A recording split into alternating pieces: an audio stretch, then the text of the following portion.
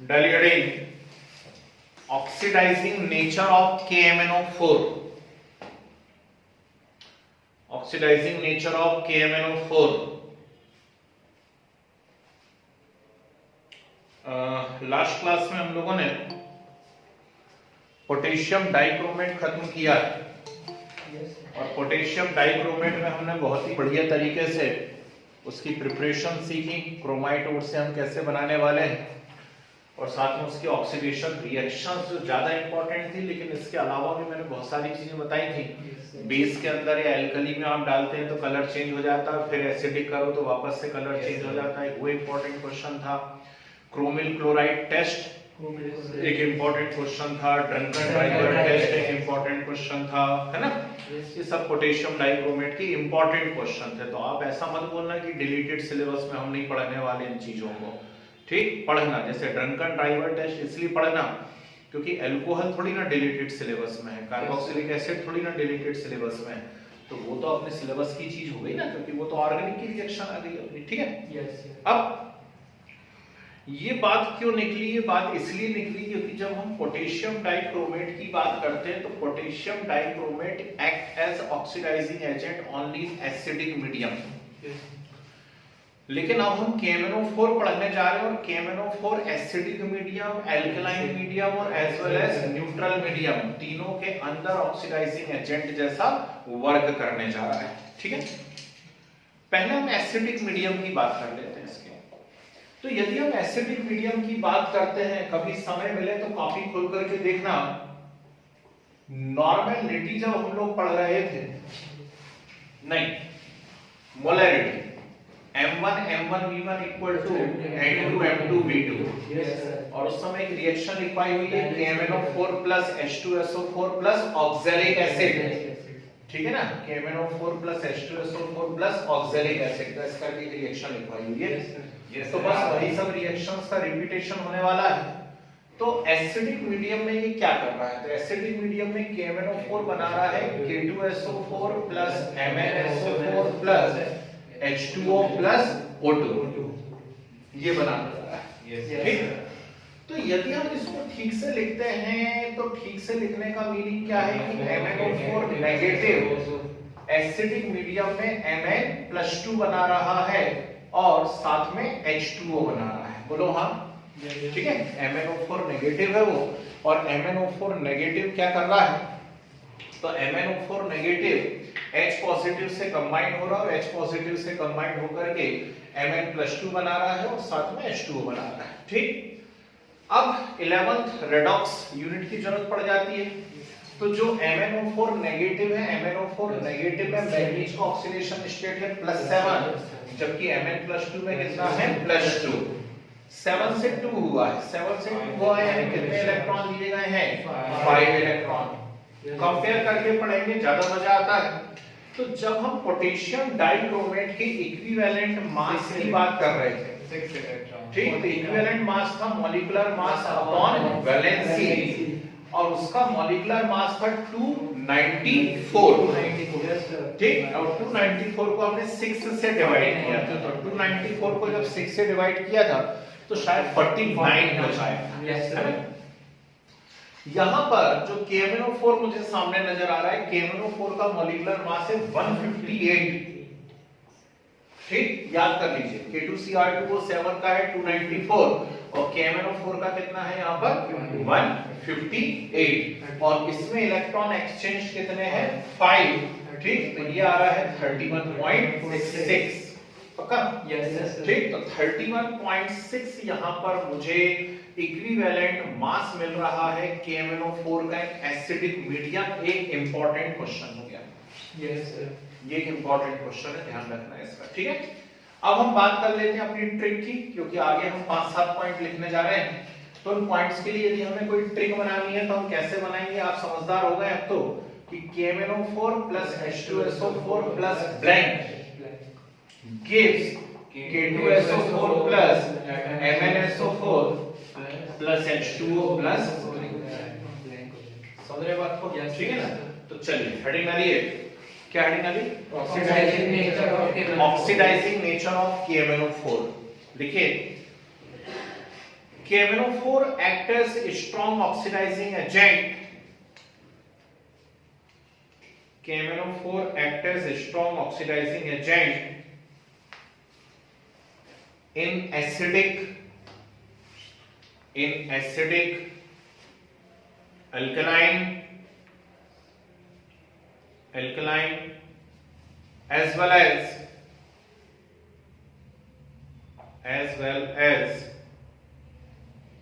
neutral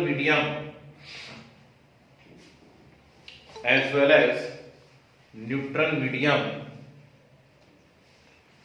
ठीक है। चलिए फर्स्ट साइड डालिए, इन एसिडिक मीडियम,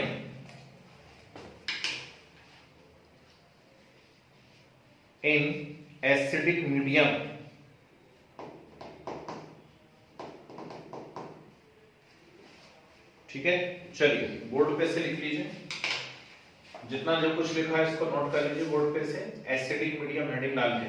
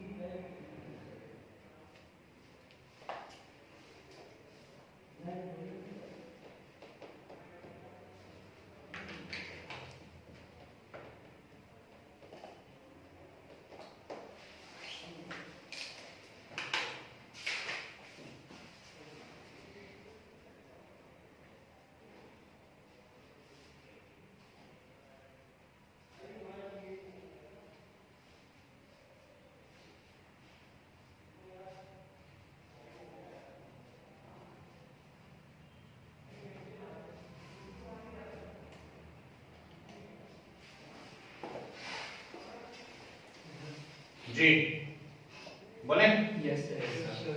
चलिए फटाफट लिखना ABCD करके, दो लाइन छोड़ते चलना। A point, oxidize H2S to sulphur,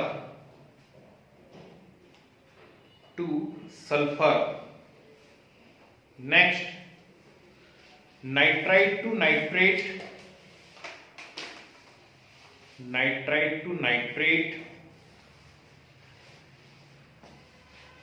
next arsenite to arsenate,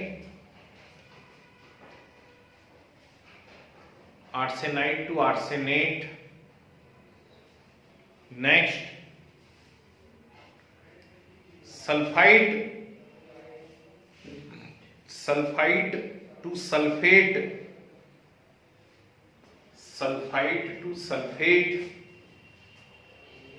next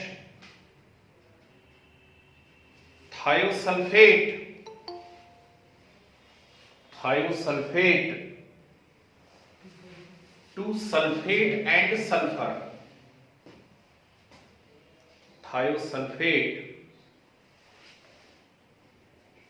to sulphate and sulphur,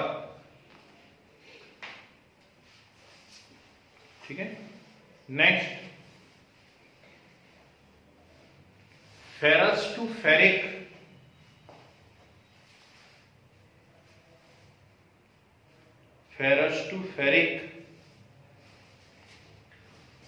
next potassium iodide to iodine, next potassium iodide to iodine,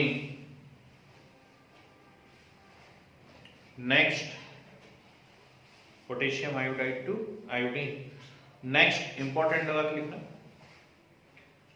H2O2 hydrogen पर oxide, H2O2 to O2,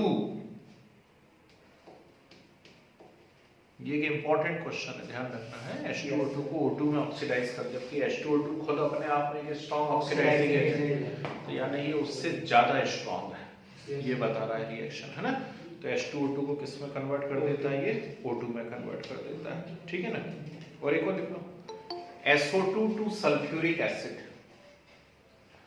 SO2 to sulphuric acid. चलिए बोलिए, लिखने की जरूरत है क्या कुछ board पे कि कर लेंगे अपने आप से? कर पाएंगे सभी लोग, कोई दिक्कत तो नहीं है? ठीक, आर्सेनाइड और आर्सेनेट का फार्मूला बता दें केवल, है ना? आर्सेनाइड जो है उसमें लिख लो, केवल आर्सेनाइड वाला पॉइंट बता देना, बाकी तो आप कर लोगे, सबको मालूम है फेरस फेरिक क्या करना है ना? जी, गुड आफ्टरनून, लेट हो गए थोड़े से। तो आर्सेनाइड का फार्मूला लिख लो Na3ASO3, Na3ASO3, और आर्सेनेट क्या बनेगा? Na3ASO4।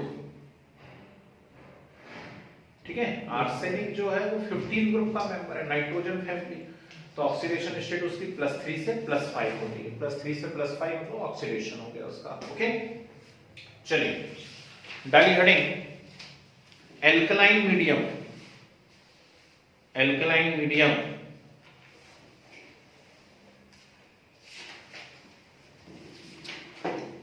चलो बोर्ड पे देखना ध्यान से, कुछ स्पेशल काम होने वाला है। ये एसिडिक मीडियम समझ आ रहा है क्या लिखा हुआ? Yes sir. अब यहां पर हम क्या करें, स्ट्रॉन्ग एल्कलाइन मीडियम ले रहे हैं। एसिडिक मीडियम की जगह हमने स्ट्रॉन्ग एल्कलाइन मीडियम ले लिया। यदि आप स्ट्रॉन्ग एल्कलाइन मीडियम लेते हैं तो क्या होता है? तो KMnO4 में स्ट्रॉन्ग एल्कलाइन मीडियम यदि आपने डाला हुआ है तो ये कन्वर्ट हो जाता है किसमें? K2MnO4। क्या बनाएगा? K2MnO4 plus H2O plus O। ठीक, KMnO4 का नाम है पोटेशियम परमैंगनेट। यस। KMnO4 है पोटेशियम परमैंगनेट, और K2MnO4 क्या है? Potassium magnet. ठीक, तो पोटेशियम परमैंगनेट से क्या बन गया यहाँ पे? पोटेशियम मैग्नेट बन गया, है ना? तो पोटेशियम परमैंगनेट में जो मैग्नीज का ऑक्सीडेशन स्टेट है वो कितना है? +7। और पोटेशियम मैग्नेट में जो ऑक्सीडेशन स्टेट है वो कितना है? +6। तो 7 से 6 हुआ है, मतलब 1 इलेक्ट्रॉन का एक्सचेंज हुआ है केवल, और 1 इलेक्ट्रॉन का एक्सचेंज हुआ है तो जब आप इक्विवेलेंट मास निकालेंगे, ठीक, तो मॉलिक्यूलर मास अपॉन वैलेंसी, और मॉलिक्यूलर मास है 158 और वैलेंसी कितना है? 1, यानी इक्विवेलेंट मास कैसा आएगा इसका? सेम, वही का वही रहेगा जो इनिशियली था। अच्छी बात है, ध्यान रखने लायक बात है कि स्ट्रॉन्ग एल्कलाइन मीडियम है तो क्या होता है ना? पर यदि वीक एल्कलाइन मीडियम है, और नॉर्मली हम वीक एल्कलाइन मीडियम ही लेते हैं, क्योंकि ऑर्बिट में भी हमने कहीं पढ़ा हुआ है एक्वस एल्कलाइन KMnO4 सॉल्यूशन, और एक्वस एल्कलाइन KMnO4 सॉल्यूशन को हम कहते हैं बायर्स रिएजेंट या बेयर्स रिएजेंट। एक्वस एल्कलाइन, तो एक्वस एल्कलाइन से मतलब क्या हुआ कि आप वीक एल्कलाइन मीडियम ले रहे हैं, समझ गए बात को? तो जब आप वीक एल्कलाइन मीडियम लेते हैं तो कहानी होती क्या है? कहानी एक्चुअली ये होती कि KMnO4 पहले एल्कलाइन मतलब KOH से ही गेट करेगा, और इनिशियली तो वो K2MnO4 ही बनाता है,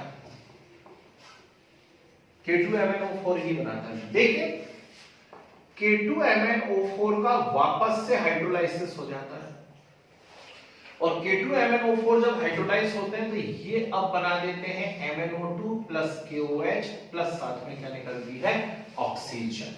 यस। सॉरी, तो फाइनली क्या हुआ है यहाँ पर? फाइनली ये हुआ है कि जो MnO4 नेगेटिव है, MnO4 नेगेटिव, ये एल्कलाइन मीडियम में किस में कन्वर्ट हो रहा है? MnO2 में कन्वर्ट हो रहा है। किस में कन्वर्ट हो रहा है? MnO2 के अंदर कन्वर्ट हो रहा है, ठीक है ना? ये वीक एल्कलाइन मतलब एक्वस एल्कलाइन KMnO4 यानी बेयर्स रिएजेंट की कहानी है ये, समझ गए बात को?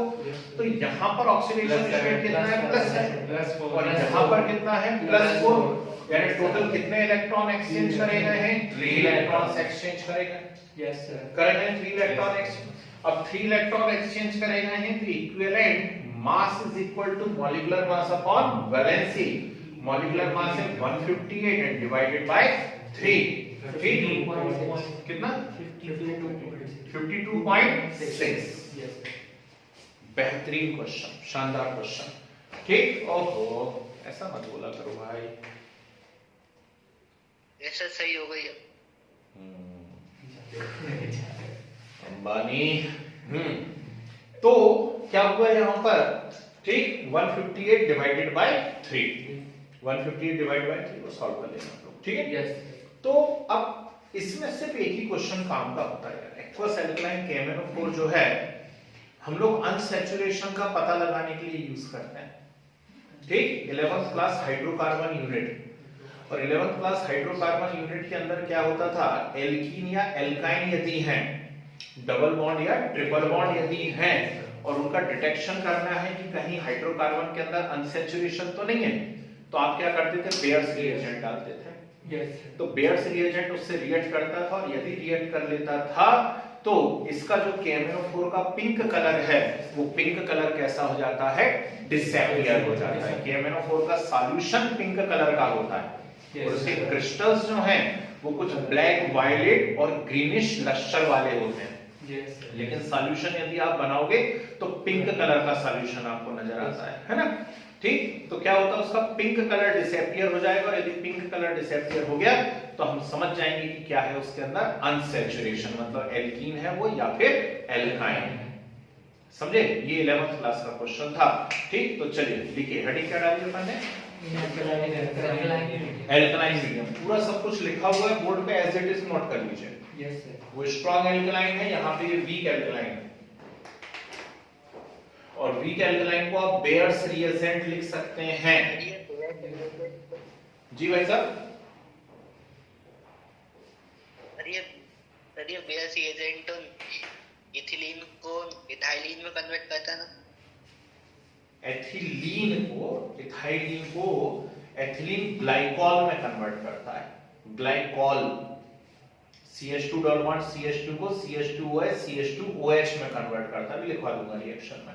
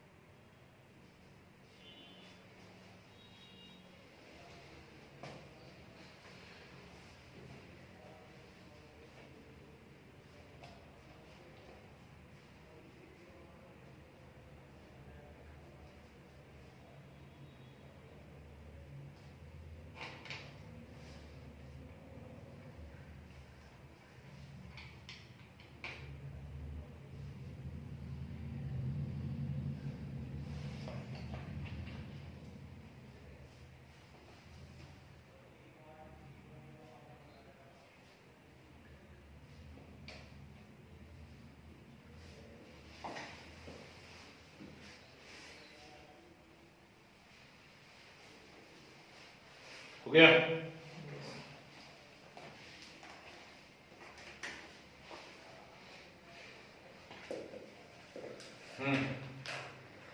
तो इसमें ए और बी करके 2 पॉइंट लिख लो। ए पॉइंट लिखे, Baeyer's reagent oxidise, Baeyer's reagent oxidise alkene to diol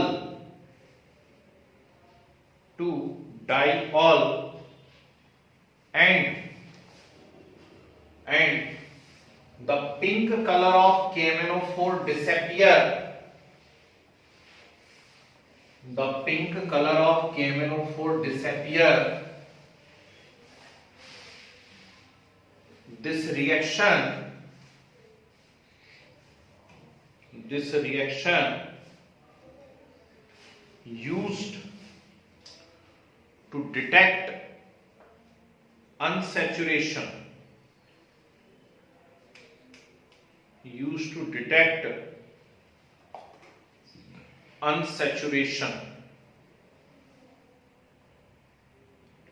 ठीक है, बढ़िया। 2 लाइन छोड़ो, बता दे रहा हूं मैं। नेक्स्ट देखो, लिख लो ऑक्सीडाइज आयोडाइड टू आयोडेट।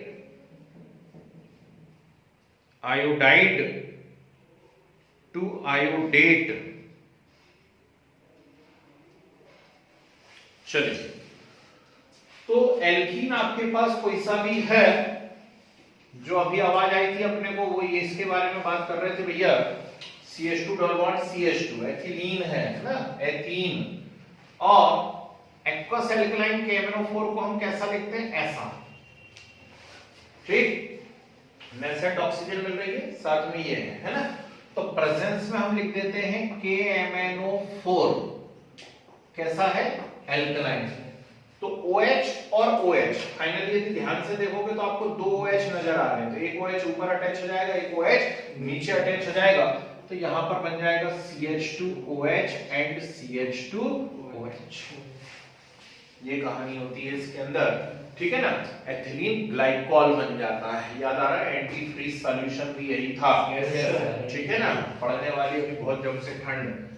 तो दूसरी, यदि आपने लिया हुआ है यहाँ पर KMnO4 प्लस H2 और ऊपर से पोटेशियम आयोडाइड डाला, तो पोटेशियम आयोडाइड को ये आयोडेट में कन्वर्ट कर देता है। आयोडेट का फॉर्मूला क्या होगा, KiO3, ठीक। हेलिक एसिड है, तो आयोडिक एसिड का सॉल्ट आयोडेट है, ठीक। कहां से आ गया आयोडिक एसिड, 4 मैंने आपको इंटर हेलोजन के एसिड बताए थे, है ना, कौन कौन से, हाइपोहेलस, हेलस, हेलिक एंड पर। Yes sir, HXO, HXO2, HXO3 and HXO4, yes sir, ठीक है ना। ये HiO3 का सॉल्ट है, HiO3 का सॉल्ट क्या है, ये KiO3। क्लियर है बात, ठीक, नोट करो।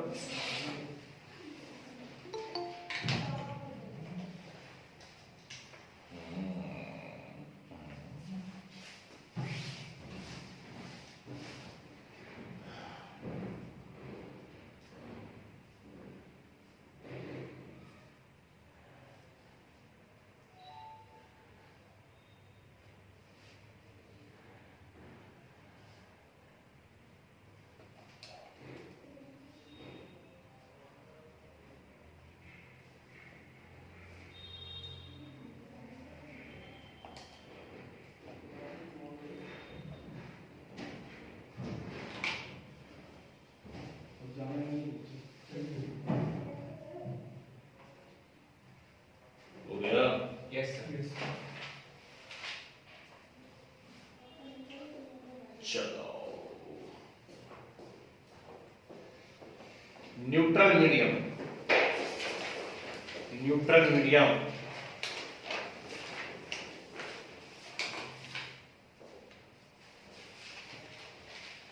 लिखे। in neutral medium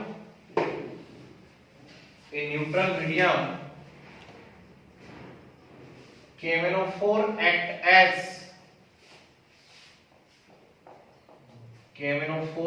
as mild oxidizing agent,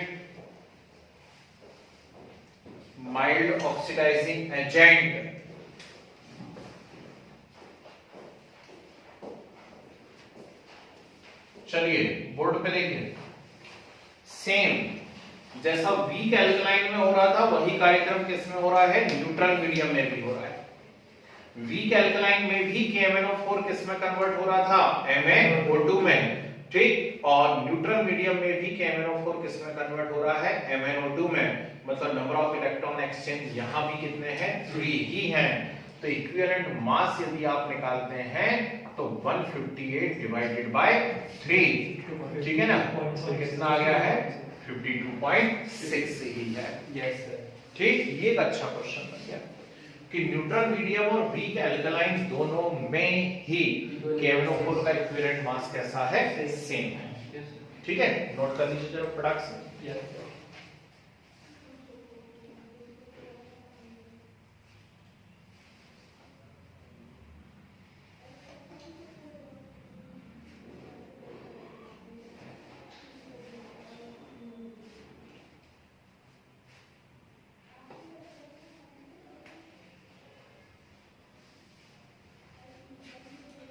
week alkaline और इसमें दोनों में बिल्कुल सेम है उसका ऑक्सीडाइजिंग बिहेवियर। क्यों? क्योंकि दोनों में नंबर ऑफ इलेक्ट्रॉन एक्सचेंज कितने, 3 ही है। एसिडिक में स्ट्रॉन्गर है, एसिडिक में। Yes. क्यों? क्योंकि एसिडिक में टोटल कितने इलेक्ट्रॉन ले रहा है वो, 5 इलेक्ट्रॉन्स ले रहा है। KMnO4 से Mn+2 बन रहा है ना, 5 इलेक्ट्रॉन ले रहा है ना। Yes, sir. ठीक, जितने ज्यादा इलेक्ट्रॉन लेगा उतना स्ट्रॉन्ग ऑक्सीडाइजिंग होगा। ओके, एक दो पॉइंट लिख लो बस। ए पॉइंट लिखो, A in neutral medium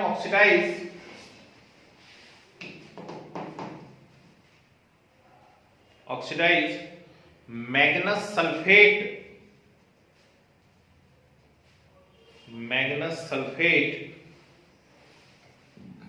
to manganese dioxide,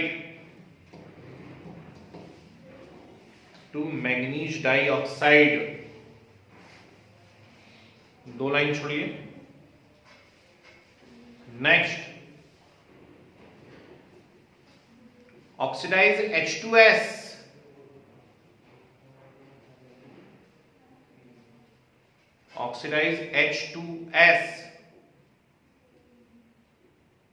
two sulphur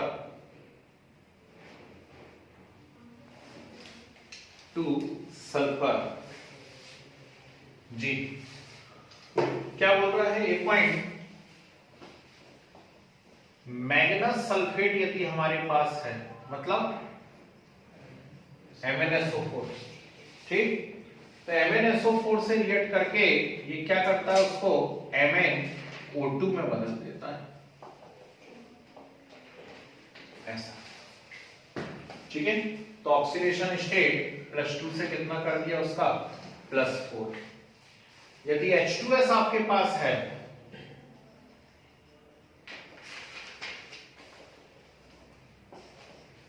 H2S यदि हमारे पास है ना, तो H2S को किस में कन्वर्ट कर देता है, सल्फर में कन्वर्ट कर देता है।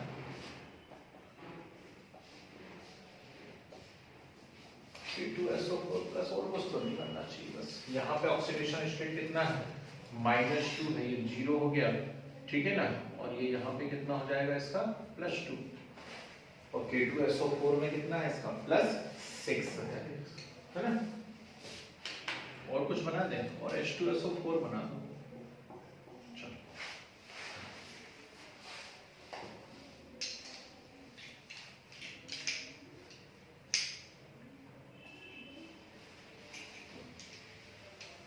जी, हेडिंग स्ट्रक्चर।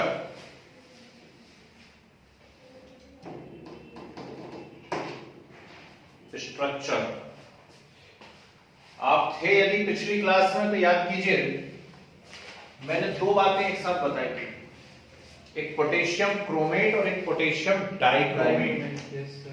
है ना। तो पोटेशियम क्रोमेट का स्ट्रक्चर बनाया था और पोटेशियम डाइक्रोमेट का स्ट्रक्चर बनाया था। तो ऐसे ही अब यहां पर आएगा पोटेशियम मैग्नेट एंड पोटेशियम परमैग्नेट। तो पोटेशियम मैग्नेट क्या फॉर्मूला है, K2MnO4 है, K2MnO4, ठीक। तो K2MnO4 से हमको क्या मिलने वाला है, MnO4 टू द पावर -2, और MnO4 टू द पावर -2 का स्ट्रक्चर कैसा बनेगा, सोचो।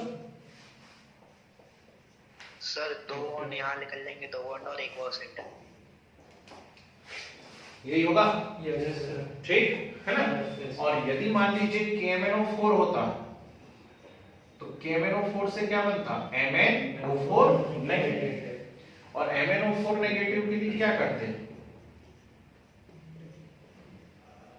3 डबल बॉन्ड 1 सिंगल बॉन्ड। या तो यही नेगेटिव लगा दो या फिर ऊपर। Yes, sir. क्लियर? चलो खत्म करो, 2-4 यूजेस लिख लेते हैं और बस हो गया।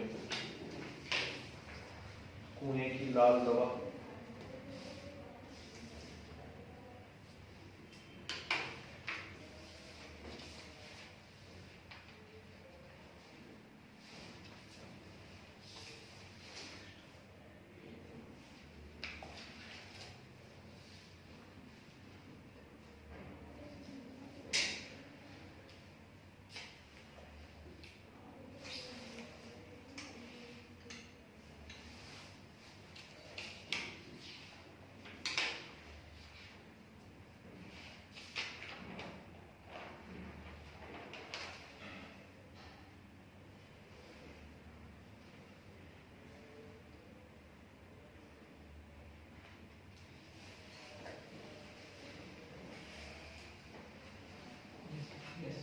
चलिए सेंट्रल हेडिंग डालिए। अच्छा इसके कुछ 1-2 यूजेस लिख लीजिए। पहला तो लिख लीजिए आप कुएं की लाल दवा, हिंदी में लिखो कुएं की लाल दवा। ऐसा क्यों बोला? ऐसा इसलिए बोला क्योंकि मान लीजिए हमारे ऊपर घर के छत पे कोई पानी की टंकी रखी हुई है, ठीक, और उसके अंदर पानी गंदा हो जाए, हम क्या करते हैं पूरा वॉल खोल देते हैं, नल खोल देते हैं, पूरा पानी बहा देते हैं, साफ कर लेते हैं उसको घिसा करके ब्लीचिंग पाउडर डाल के, है ना। कुएं का पानी गंदा हो जाए तो नीचे सेटल हो जाए, खाली करवाओगे हैं, फिर क्या करोगे? ठीक, KMnO4 डाल देते हैं उससे, है ना, तो उसमें जितनी भी इम्प्योरिटी रहती है सब खराब हो जाएंगी, वो खराब नहीं खत्म हो जाएंगी। ठीक, न्यूज़पेपर यदि आप पढ़ते हो पिछले 2 दिन से, पानी पिंक नहीं हो जाएगा? नहीं, कुछ नहीं होता, ठीक है ना, कुछ नहीं होता। KMnO4 को आप डाल सकते हैं, घर में भी पानी की टंकियां यदि हैं उसके अंदर भी आप KMnO4 डाल सकते हैं, ठीक है ना। कुछ दिन बाद कुएं का पानी आप पी भी सकते हैं, ठीक, कोई ज्यादा हार्मफुल इफेक्ट नहीं पड़ता है ना। तो मैं एक इंटरेस्टिंग बात बता रहा था, यदि न्यूज़पेपर आप पढ़ते हो, है ना जी, पिंक, कुएं का पानी पिंक हो भी जाए तो हमें क्या करना, मछली को टेंशन हो, अपने क्या लेना देना है। सुनिए, उसको और मजा आएगा, कोई फीमेल मछली होगी तो उसको और मजा आएगा, चलो सब कुछ पिंक हो गया है। चलिए, तो मैं बात कर रहा था न्यूज़पेपर पिछले 2 दिन से एक बड़ी इंटरेस्टिंग न्यूज पढ़ने को मिल रही है इंदौर की। कोबाल्ट 60 पढ़ा किसी ने, ध्यान दिया? न्यूज़पेपर पढ़ते हो कभी? नहीं पढ़ते हो? नहीं पढ़ते हो हैं? कोबाल्ट 60 अभी वहां पर इंदौर के अंदर, जो हम लोग अभी सरफेस केमिस्ट्री अभी पढ़ के आए, सरफेस केमिस्ट्री में हमने क्या करा, जब एप्लीकेशंस लिखी हुई है कोलाइडल केमिस्ट्री की, तो देखना एक पॉइंट लिखवाया मैंने, सीवेज ट्रीटमेंट लिखा है, सीवेज ट्रीटमेंट। और सीवेज ट्रीटमेंट के लिए हम लोगों ने क्या करा हुआ है, इलेक्ट्रोलाइटिक मेथड मैंने बताई थी कि बड़े बड़े इलेक्ट्रोड लगे रहते हैं, सीवेज वहां पर जाता है, बहुत हाई वोल्टेज वहां पे भेजा जाता है, उसका पूरा प्रेसिपिटेशन हो जाता है, ठीक। अब वहां पे भी ऐसी कुछ करने वाले, लेकिन एक बहुत ही मजेदार उन्होंने काम करा है। उन्होंने लाए highly radio active cobalt 60, cobalt का रेडियो एक्टिव फॉर्म लेकर के आए, कोबाल्ट 60। उसको जमीन में बहुत नीचे गहराई पे गड़ाया गया है, मतलब बॉक्स के अंदर रखा गया है। यहां से पूरा गंदा पानी आएगा, ठीक, और वो गंदा पानी बीच बीच में से ये कोबाल्ट की रॉड ऊपर नीचे ऐसी होती रहेंगी, इनको टच होकर के आगे बढ़ेगा, और जैसे ही टच करेगा उसमें इतने जबरदस्त रेडिएशंस हैं कोबाल्ट के अंदर, तो सीवेज के अंदर जितने भी माइक्रो ऑर्गेनिज्म होंगे, जितने भी प्रकार के हार्मफुल माइक्रो ऑर्गेनिज्म होंगे, सब तुरंत माइक्रो मिली सेकंड के अंदर खत्म हो जाएंगे, ठीक। भाई सीवेज का सबसे बड़ा ड्रॉबैक उसका गंदा होना नहीं है, उसको तो छान छूट के साफ कर लेंगे, लेकिन उसमें इतने हार्मफुल बैक्टीरिया होते हैं कि गलती से भी आप जो पानी पी रहे हो उसमें थोड़ा बहुत भी आ गया तो तुरंत वोमिटिंग और सब कुछ चालू हो जाएगा, है ना। तो वो कोबाल्ट जैसे ही उसको टच करेगा तो तुरंत क्या कर देगा, सब जितने भी माइक्रो ऑर्गेनिज्म जितने भी प्रकार के हों, चाहे वो हार्मफुल हो या फिर अच्छे हों हमारे लिए, सबको मार डालेगा, ठीक। तो अब बाहर जो पानी निकलेगा उसमें सिर्फ गंदगी रह जाएगी, उसमें किसी प्रकार के बैक्टीरिया वायरस नहीं होंगे, तो नेचुरली उसको छान लेंगे, छान करके अलग करेंगे, और जब लंबी दूरी तक छना हुआ पानी बहता है ना तो वो अपने आप साफ होने लगता है फिर। तो ऐसे सीवेज ट्रीटमेंट प्लांट लगा है, आज का कोई सा भी न्यूज़पेपर आप उठा करके पढ़ना, कल भी आई थी वही सेम न्यूज, आज भी आई, बहुत बड़ा काम है एमपी के लिए, है ना, नहीं अपने लिए कोई हार्मफुल नहीं रहेगा, ठीक है, क्योंकि उसको पीना थोड़ी ना, ऐसा कर दिया ट्रीटमेंट और मग्गा लेके ठीक है, थोड़ी देर बह जान दो, कुछ दूरी तक जाएगा, फिर वो वाटर सोर्स में मिल जाएगा, खत्म हो जाएगा, रेडिएशन का इफेक्ट नहीं रहेगा, ठीक है। चलिए, जो अच्छी न्यूज थी अपनी साइंस से रिलेटेड थी और अभी अभी हमने उस चीजों को पढ़ा हुआ है, इसलिए बता दिया। तो एक तो अपन ने लिख लिया इसको कुएं की लाल दवा, दूसरा लिख लीजिए for washing glass apparatus, laboratory के अंदर आपको जो भी कांच आंच की चीजें धोनी हो, साफ करनी हो अच्छे से, तो KMnO4 से साफ कर सकते हैं, ठीक है। और स्ट्रॉन्ग ऑक्सीडाइजिंग एजेंट तो है, या प्राइमरी स्टैंडर्ड जैसा हम यूज करते हैं। चलिए खत्म कीजिए और तुरंत सेंट्रल हेडिंग रखिए, हो सके तो नए पेज पर F ब्लॉक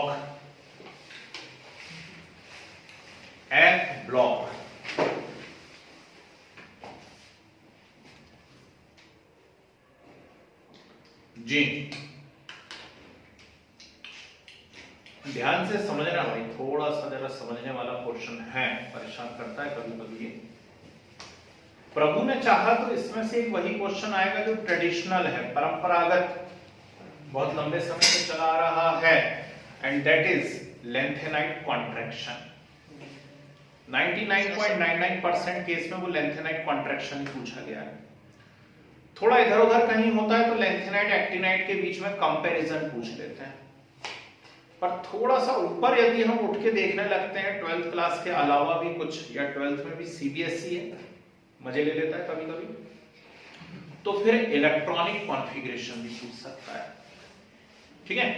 तो मैं सिर्फ इसके अंदर आपको 4 क्वेश्चंस करवाऊंगा बस। प्रभु ने चाहा तो शायद आज ही खत्म हो जाएगा, कल से हम नई यूनिट चालू कर देंगे अगली क्लास से। पहली चीज मैं पढ़ाने जा रहा हूं इलेक्ट्रॉनिक कॉन्फ़िगरेशन, दोनों का लेंथेनाइट और एक्टिनोइड का। इसके बाद हम कंपैरिजन कर लेंगे लेंथेनाइट एक्टिनोइड में, कंपैरिजन के बाद लेंथेनाइट कॉन्ट्रैक्शन, और फिर यूजेस ऑफ लेंथेनाइट एक्टिनोइड, बस खत्म। इसके बाहर नहीं जाएगा, चिंता नहीं करना है ना, और जरूरत है भी नहीं कुछ बुक में इससे बाहर क्या है। तो जब आप डी ब्लॉक की बात कर रहे थे, पहले ही दिन जिस दिन हमने डी ब्लॉक चालू करा, मैंने आपसे क्या डेफिनेशन बोली, एक तो बोलता था लेकिन उस डेफिनेशन के according zinc, cadmium, mercury involve नहीं हो पा रहे थे, यस सर, ट्रांजिशन मेटल या डी ब्लॉक में नहीं आ पा रहे थे, तो फिर डेफिनेशन चेंज करवा दी थी उन्होंने, और डेफिनेशन चेंज करवा करके बोली कि n-1d 1 to 10 ns 1 to 2, उनको क्या कहा गया था, डी ब्लॉक मेटल्स या ट्रांजिशन मेटल्स कहा गया था। अब एफ ब्लॉक की क्या कहानी है, तो जब हम एफ ब्लॉक के बारे में बात करते हैं, जब हम एफ ब्लॉक के बारे में बात करते हैं, बिल्कुल सही है मॉडर्न डेफिनेशन, तो एफ ब्लॉक आता है n-2f 1 to 14, n-1d 0 to 1 and ns2। बहुत ही इंटरेस्टिंग सी बात है, बड़ी ही इंपॉर्टेंट सी बात है कि एफ ब्लॉक एलिमेंट्स के लिए जनरल इलेक्ट्रॉनिक कॉन्फ़िगरेशन जो है वो है n-2f 1 to 14, n-2f 1 to 14, n-1d 0 to 1 and ns2। Yes ठीक है ना सर, ये हाँ सर, ये n-1 वाला पेनल्टी है और वो एंटी पेनल्टी, बिल्कुल ठीक है ना, इसमें भी वैलेंसी इलेक्ट्रॉन यही है, s ही है, ठीक, इसमें भी वैलेंसी इलेक्ट्रॉन s ही है, जैसे डी ब्लॉक में भी वैलेंसी इलेक्ट्रॉन कौन थे, s ही थे, ठीक है ना। फिर उसके बाद डी में सिर्फ या तो कभी कभी एक आध इलेक्ट्रॉन जाता है, नहीं तो कोई इलेक्ट्रॉन नहीं जाता है, और f में जो है 1 से लेके 14 तक इलेक्ट्रॉन जाते हैं। वैसे वो बात भी गलत है, ऐसा कोई एलिमेंट अभी तक है नहीं f ब्लॉक में जिसमें f में 1 इलेक्ट्रॉन जा रहा है ना, लेकिन लिखना पड़ता है, और कोई बात नहीं है, 2 to 14 नहीं लिख सकते, इसलिए 1 to 14 लिखा जाता है, ठीक है। n क्या है यहाँ हम अच्छे से जानते हैं, n नंबर ऑफ पीरियड है। तो जब आप लेंथेनॉइड एलिमेंट्स की बात करते हैं, लेंथेनॉइड सीरीज की बात करते हैं, तो लेंथेनॉइड सीरीज है 6th पीरियड में, 6th period 3rd group, sixth period third group. और सिक्स्थ पीरियड में यदि है तो n इज इक्वल टू कितना है वहां पर 6 है, और n इक्वल टू 6 यदि हम लिखते हैं तो ये सीधा सीधा बन रहा है 4f 1 to 14 5d 0 to 1 6s2। 4f 1 to 14 5d 0 to 1 and 6s2। ये यहां पर सीधी सीधी कहानी हो रही है। आइए नहीं आई बात समझ में, ठीक है ना। अब आगे बात की जाए।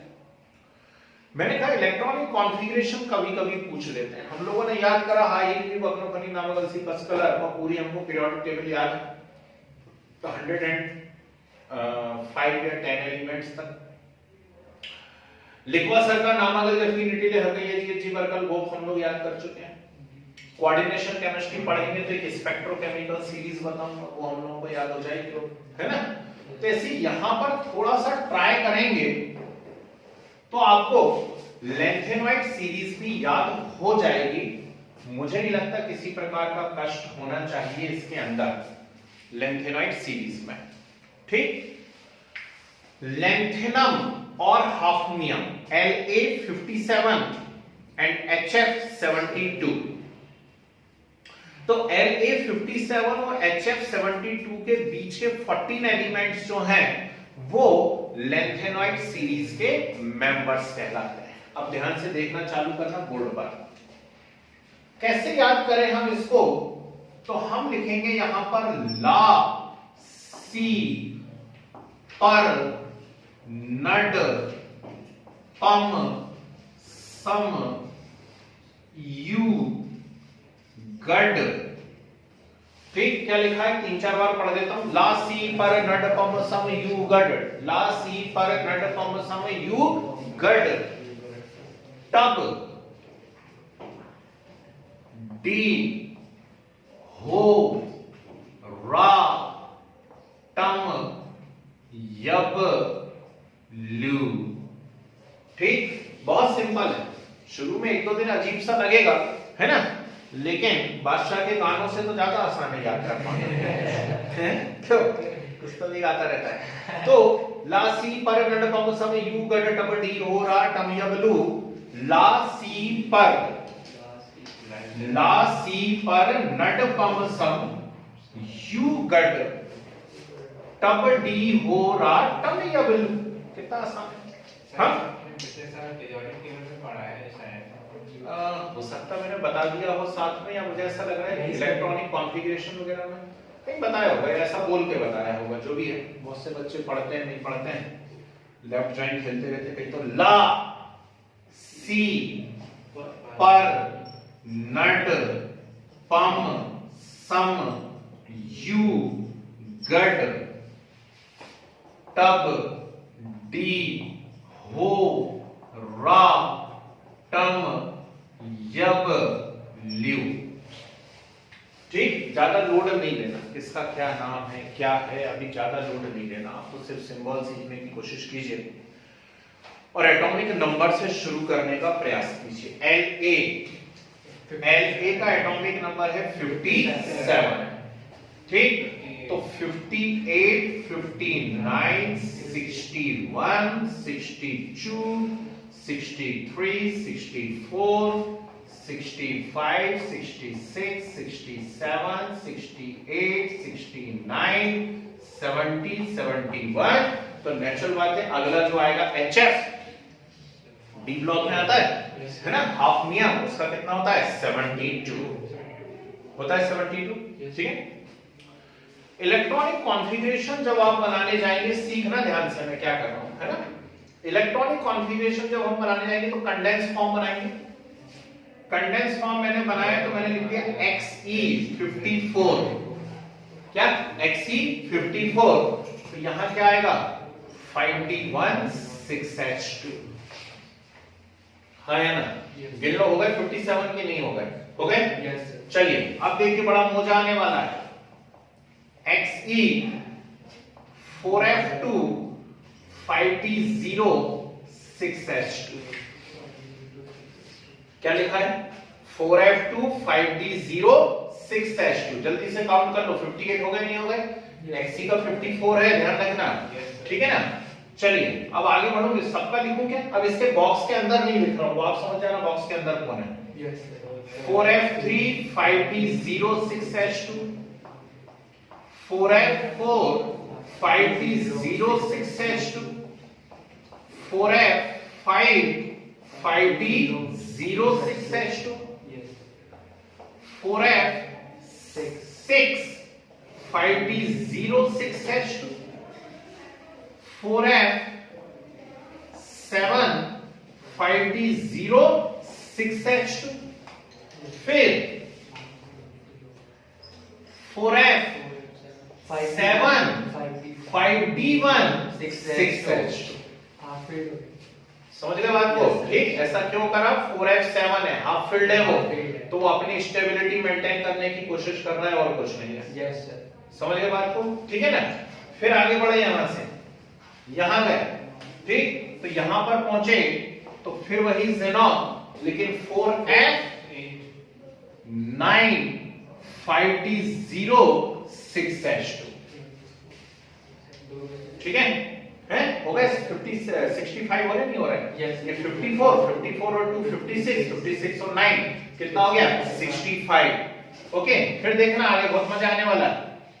4f10 5d0 6h2, 4f11 5d0 6h2, 4f12 5d0 6h2।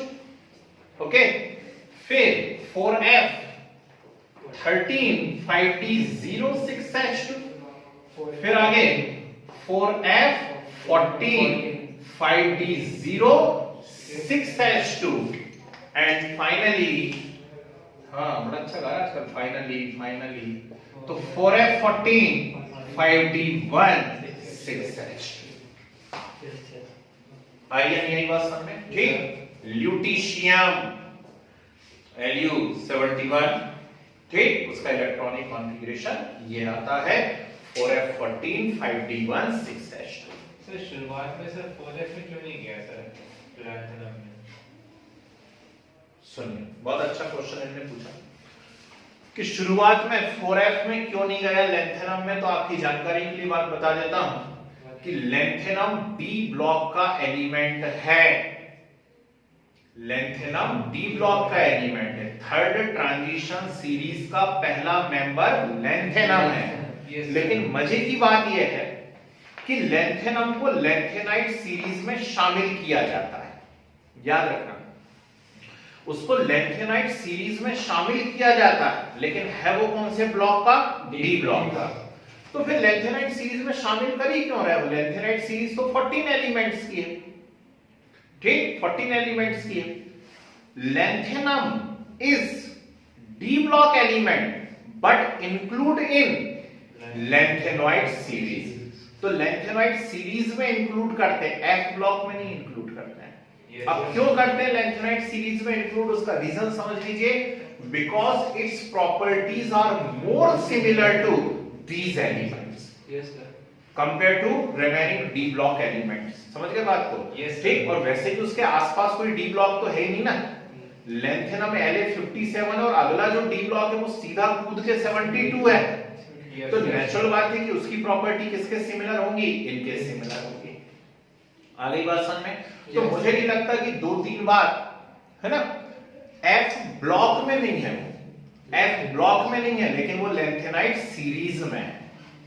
ठीक, ये डिफरेंस है लैंग्वेज का, ध्यान रखना है ना। एफ ब्लॉक में इसलिए नहीं कर सकते क्योंकि तो डी ब्लॉक का पहला मेंबर है, थर्ड ट्रांजिशन सीरीज का। आ रही है बात समझ में? ठीक, तो ला सी पर नड पम सम यू गट टब डी हो रा टम यब ल्यू। ठीक, यहां पर एक चीज आपके काम की है, प्रोमिथियम। प्रोमिथियम कौन है? ये मोदी जी, कहां गए? ये ठीक, पीएम, ठीक, इसलिए मोदी जी बोल रहा हूं। ये इनमें क्या खासियत है मोदी जी में? अब ये तो राहुल गांधी से पूछो इनमें क्या खासियत है। खैर, तो प्रोमिथियम is only lanthanoid which is radioactive in nature। ठीक है, ये एक अकेला लैंथेनॉइड है जो कैसे नेचर का है? रेडियोएक्टिव नेचर का है। जबकि अभी 5 मिनट 10 मिनट बाद एक्टिनॉइड आने वाले हैं, और सारे के सारे एक्टिनॉइड कैसे होते हैं? रेडियोएक्टिव होते हैं।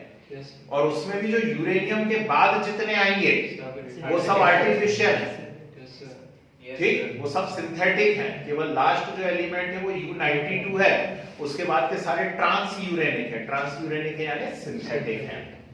आ रही बात समझ में? तो इसमें ज्यादा डरने का नहीं भाई, ज्यादा लोड नहीं लेना। इस स्टाइल से यदि करोगे तो कर ले जाओगे, ठीक है ना। चलो सेंट्रल हेडिंग वाली हुई है सर। हाँ जी सर एक्टिनाइड भी एक्टिनाइड सीरीज में इंक्लूडेड नहीं होगा, लिखा जाएगा जी। एक्टिनियम भी, एक्टिनियम की प्रॉपर्टी डी ब्लॉक के सिमिलर नहीं है, तो वो एक्टिनोइड सीरीज के अंदर आएगा। लेकिन वो है कौन सा एलिमेंट? डी ब्लॉक एलिमेंट है ना। अब था भी बता रहा हूं। हाँ चलिए लिखे, एफ ब्लॉक लिखा अपन लोगों ने, ठीक।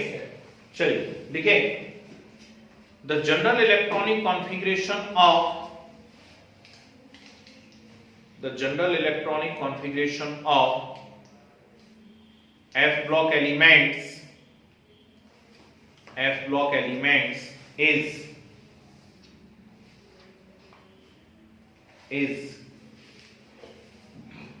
ये है n-2f 1 to 14,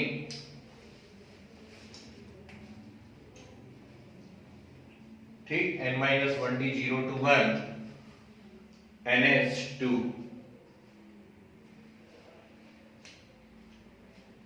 ठीक है। चलिए इसमें फर्स्ट साइड में आइए, lanthanoid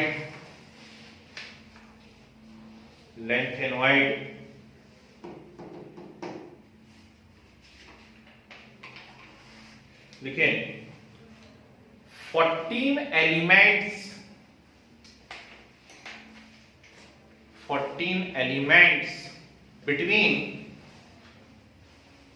between LA57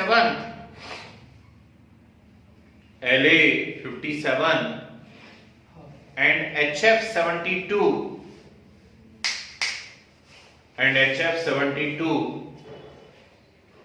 are called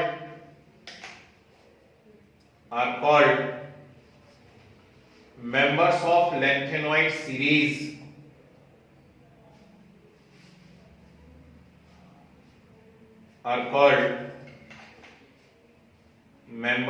lanthanoid series.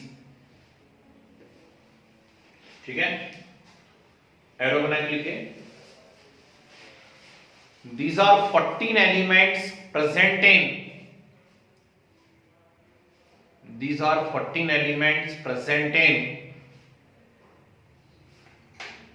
6th period and 3rd group.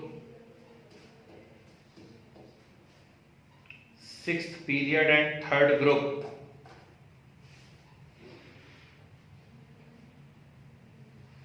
ठीक है, फिर arrow also called first inner transition series,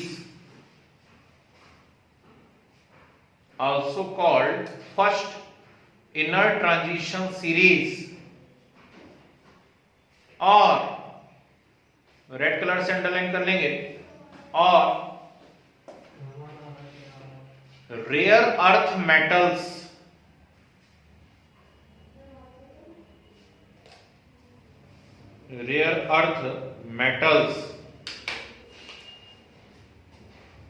ठीक है। फिर एरो बना के लिखिए, lanthanum is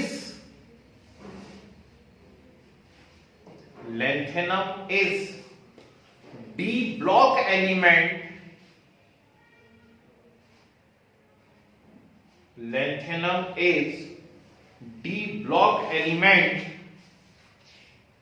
but including lanthanoid series,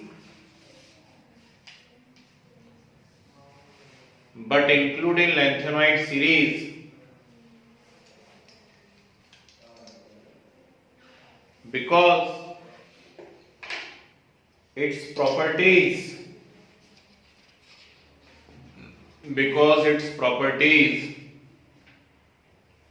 are more similar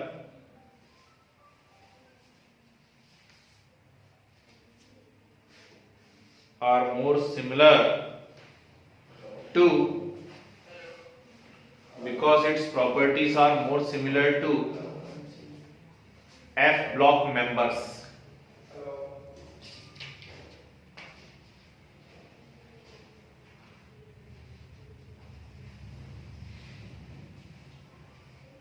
ठीक है जी, पूरा नोट कर लीजिए एज इट इज जो बोर्ड पे लिखा हुआ है। n इज इक्वल टू 6, फिर ये जनरल इलेक्ट्रॉनिक कॉन्फ़िगरेशन और ये सब कुछ।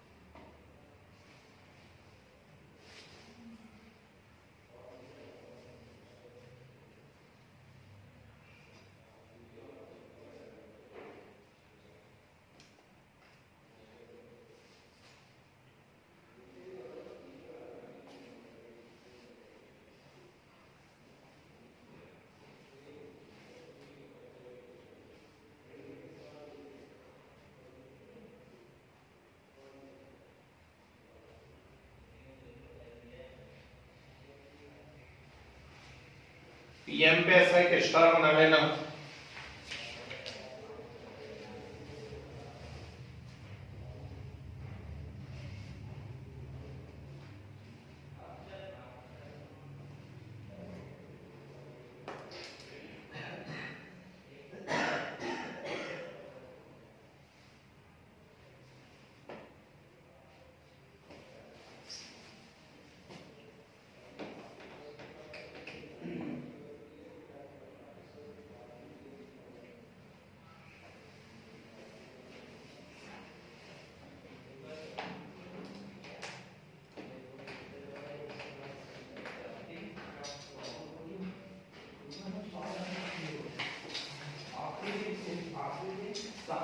तीन बार, चार बार, पांच बार ऐसे बोलना, याद हो जाएगा। थापा यू नपू हम सम बक्सा फिस्का मडनोलर।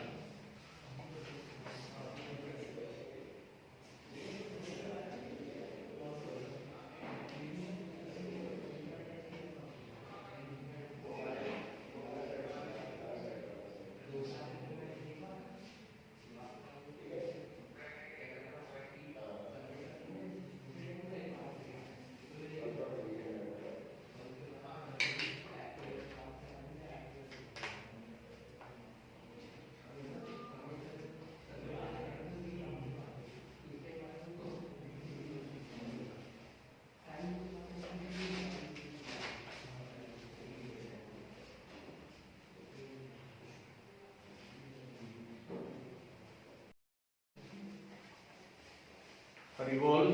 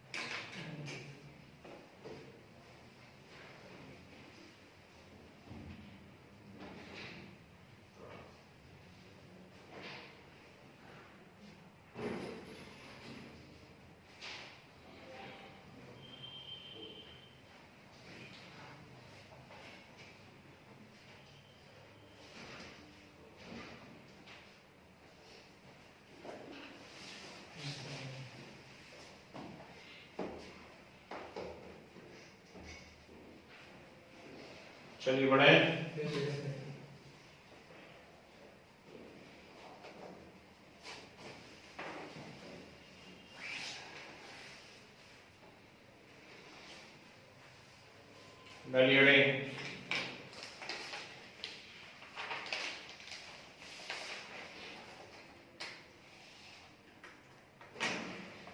Actinoids,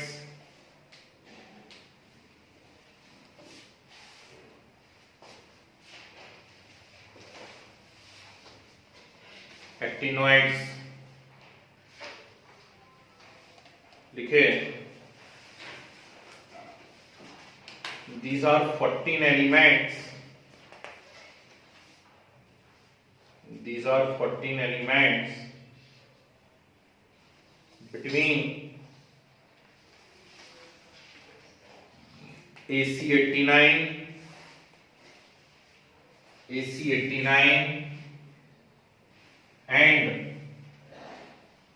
and RF 104, RF 104। ठीक है, एरो बना के लिखो।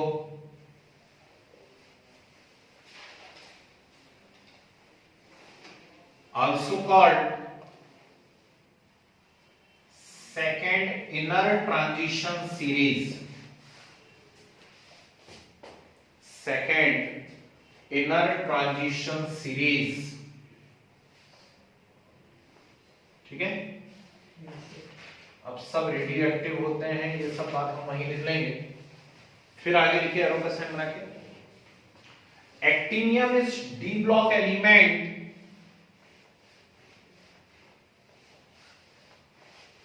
actinium is d block element but include into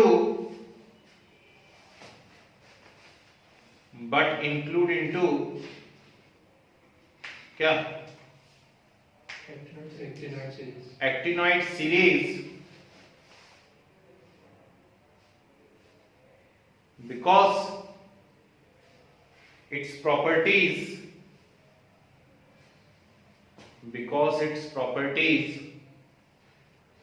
are more similar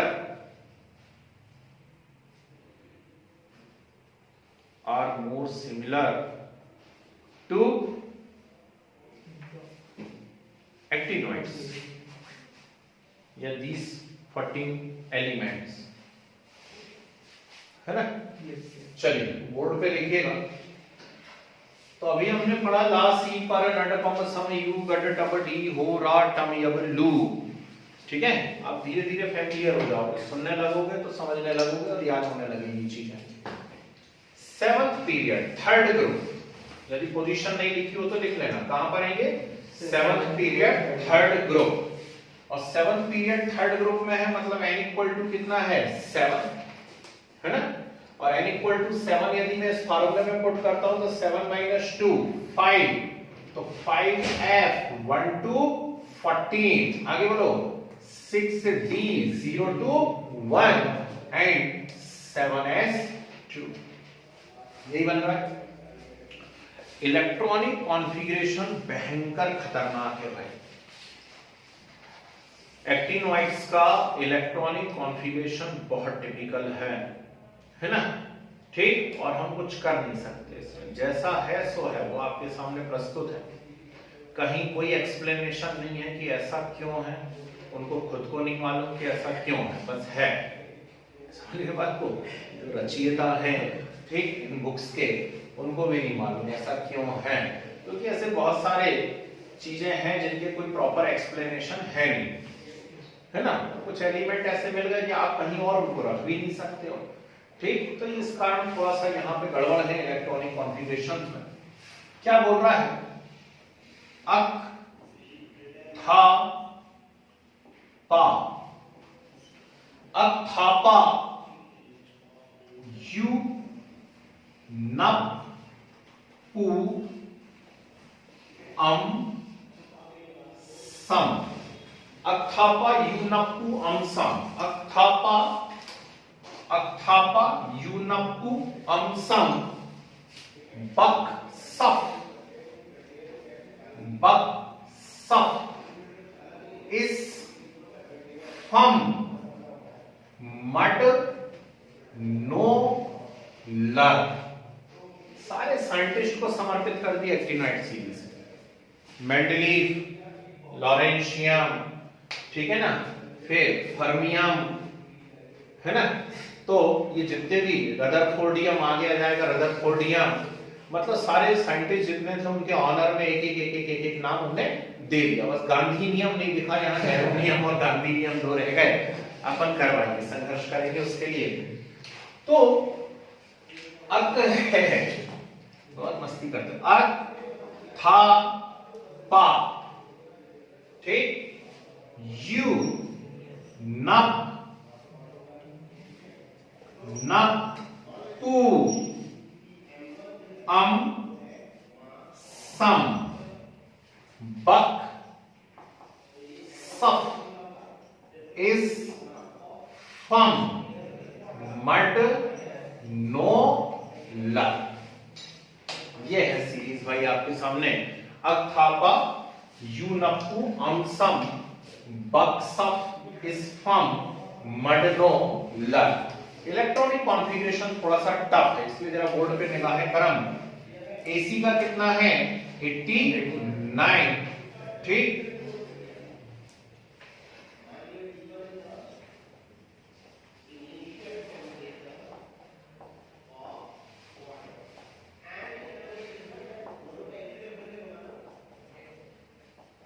ये देखो बोलते हैं 103 तक, तो अगला जो आएगा रदरफोर्डियम, उसका कितना है 104। बहुत खतरनाक है, एक नागासाकी में फूटा, एक हिरोशिमा में फूटा है कि नहीं। प्लूटोनियम, नेपच्यूनियम, यूरेनियम, ठीक है, ये सब इनसे क्या बनाए जाते हैं, इनसे एटॉम बॉम्ब बनाए जाते हैं, न्यूक्लियर बॉम्ब, ठीक। एसी 89, नियरेस्ट इनर्ट गैस बोलो जल्दी से, रेडॉन, Rn 86, ठीक। क्या आएगा 6d1 7s2, क्लियर है बात। अब देखना कुछ बहुत मजेदार होने वाला है, थोरियम, ठीक। थोरियम भी एक जबरदस्त रेडियो एक्टिव मटेरियल है, और जो भी न्यूक्लियर रिएक्टर वगैरह होते हैं, न्यूक्लियर रिएक्टर के अंदर इसका काफी यूज होता है, थोरियम की रॉड्स का। Rn 86 है, 5f 0 6d2 7s2 हो गया। टेंशन शुरू हो गया, नहीं हो पाया है, ठीक।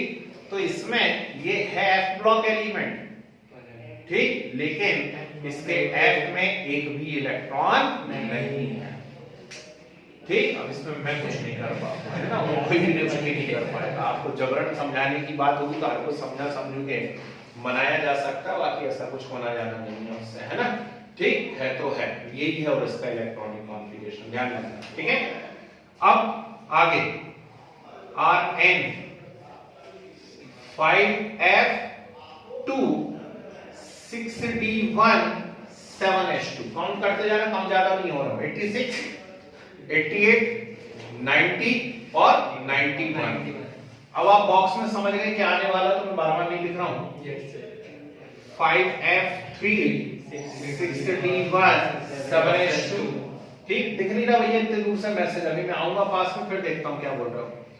5f4 6d1 7s2, फिर 5f6 6d0 7s2 हो गया। टेंशन चालू ठीक है ना, क्या आ गया यहाँ पे सीधे 5F6 6D07H2, ठीक, गिन लेना 94 हो रहा नहीं हो रहा है, 86 and 2 88 और 88 और 6 कितना हो गया 94।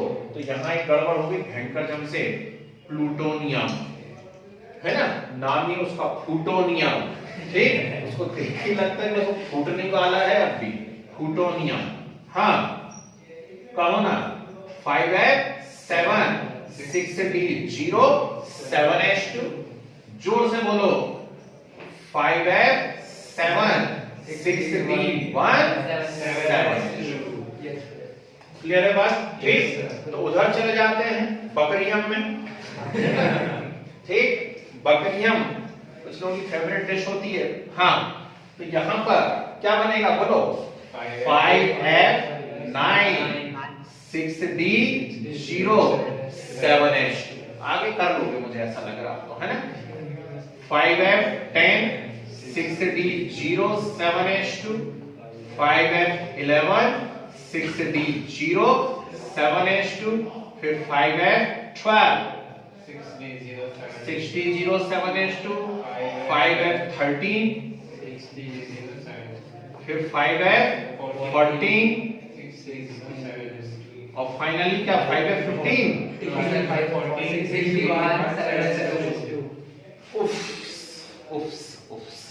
है ना, तो ये है भैया एक्टिनाइट अथापायुनपुअम संबक्सफिस्फम मडनो ला, ठीक है, थोड़ा दर्दनाक तो है लेकिन क्या कर सकते हैं, तो है, ठीक, चलिए नोट करिए इससे पहले कि बात फूट फाट जाए।